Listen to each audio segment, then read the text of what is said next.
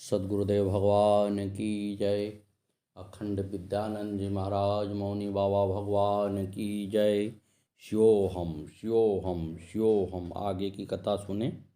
एक बार मौनी बाबा भगवान ट्रेन में जा रहे थे। एक आदमी जूते पहने खड़ा था और उसने अनजाने ही उनके पैर पर पैर रख दिया। मौनी बाबा ने अपना पैर हटाया ही नहीं। उनके दाएं पैर का अंगूठा एकदम कुचल गया और नाखून सारा काला पड़ गया, परंतु मौनी बाबा वैसे के वैसे ही बैठे रहे, जैसे कि कुछ आभास ही नहीं हुआ है। ये सब विदेह के लक्षण हैं।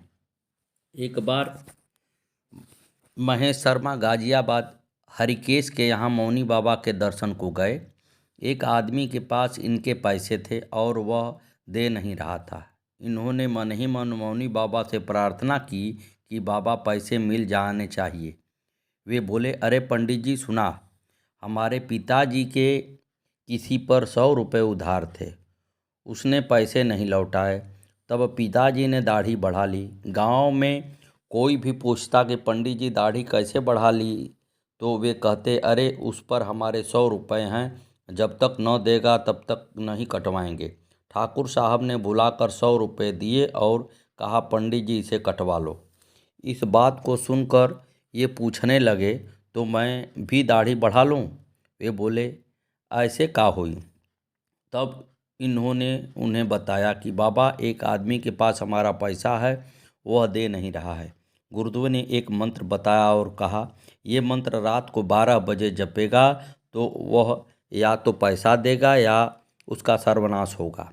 पहले लड़का मरी, फिर लड़की मरी, फिर वह मरी। इन्होंने हाथ जोड़कर कहा, बाबा मुझे ऐसे पैसे नहीं चाहिए।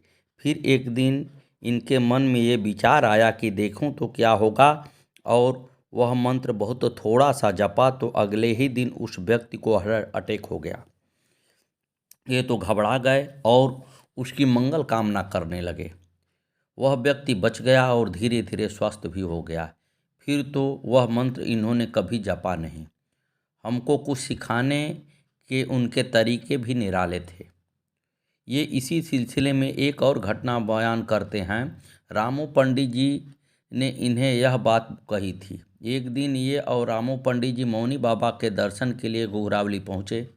जब वह वहाँ पहुँचे तो मौनी बाबा रामानंद के बच्चों को खिला रहे थे।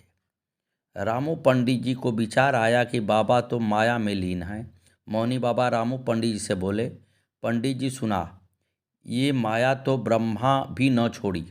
फिर थोड़ी देर बाद कोई और दर्शन को आया। उस समय घर की किवाड़ बंद थी। उसने कहलवाया कि मैं दर्शन को आया हूँ। मौनी बाबा ने पूछवाया, अरे पूछी तो काहे के आयल हुआ? उस आदमी ने कहा, बाबा के लिए जूता और कपड़ा लाया हूँ। मौनी बाबा ने कहा, अरे ले आ और उससे कह दे चला जाए। अब तो रामू पंडित जी के मन में फिर विचार आया कि देखो, सामान मंगवा लिया, कम से कम दर्शन तो दे देते। मौनी बाबा ने वह सारा सामान रामू पंडित जी को दे दिया।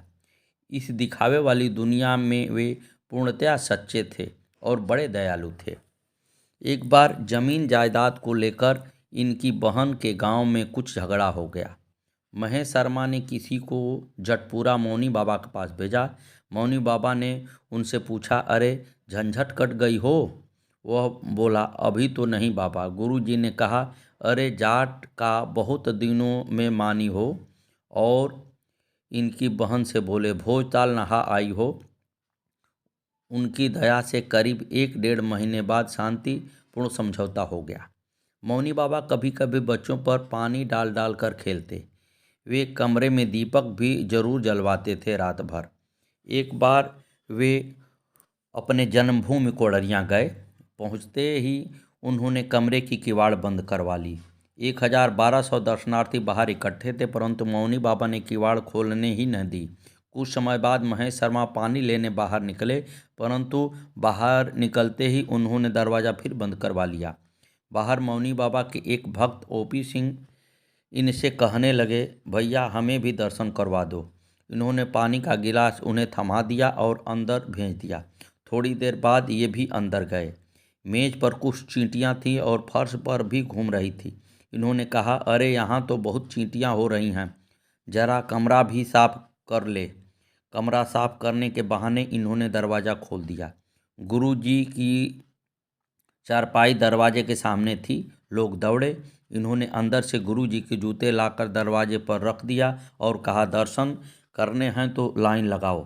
दर्शनार्थी तुरंत पंक्तिबद्ध हो गए और इस तरह सबने शांतिपूर्वक दर्शन किया। एक दिन बघियाने से मौनी बाबा गाड़ी से आ रहे थे।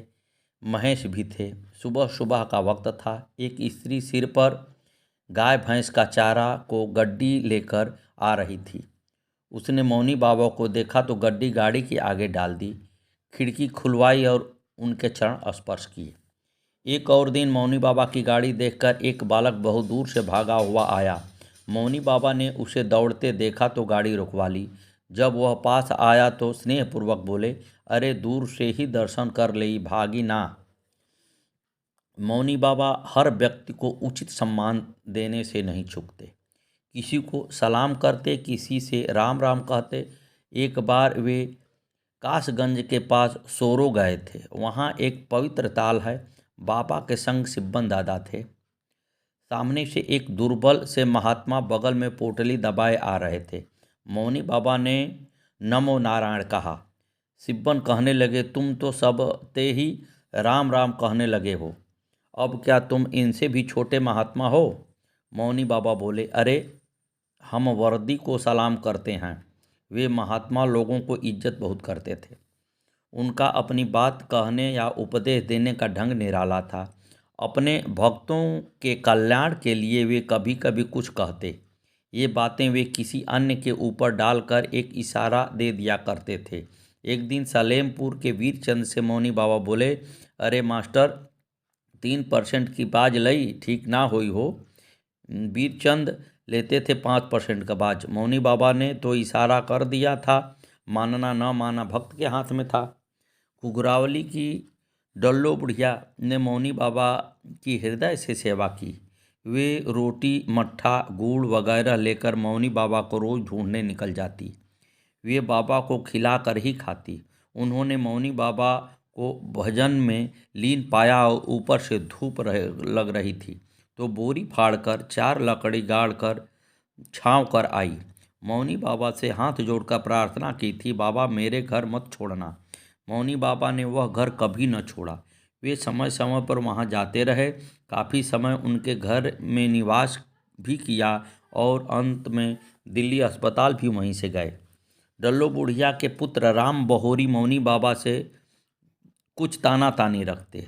राम बहोरी के मिलने वालों को बाबा भगाया करते थे। जब मौनी बाबा उनके मित्रों को भगाते तो वे बाबा से झगड़ा करने पहुंच जाते। हमारे आदमियों को तुम क्यों भगाते हो? क्या तुम्हारे ना आते हैं? परंतु मौनी बाबा अनसुनी कर देते। उनके 2 पुत्र गणेश और रामा को मौनी बाबा के चरणों में अनन्य प्रेम हमेशा रहा और बाबा का उस पर प्रेम और कृपा बराबर बनी रही। रामा की पत्नी से मिलने बातचीत करने गांव की स्त्रियां आती तो मौनी बाबा को यह महफिल कुछ पसंद नहीं थी। कभी कभी डांट डपट कर कुछ कहते, अरे सहेली आवेली, तो आखिर वे झल्ला कर कह देती, क्या तुम्हारे सहेला न आवें? परंतु मौनी बाबा उनके कहे का कुछ बुरा न मानते और उन्होंने सब परिजनों पर प्रेम बनाए रखा। जो भी अनन्य भाव से मौनी बाबा की शरण में आया उसका लालन पालन भी करते। प्रमोद उनकी गाड़ी चलाने की सेवा करते थे। मौनी बाबा उससे बहुत प्रेम मानते। कोड़रियाँ की तरफ आते जाते तो कभी कभी उनके कंधे पर सिर रख के सो जाते। सतगुरुवे नमः, सतगुरुवे नमः। आगे की कथा कल।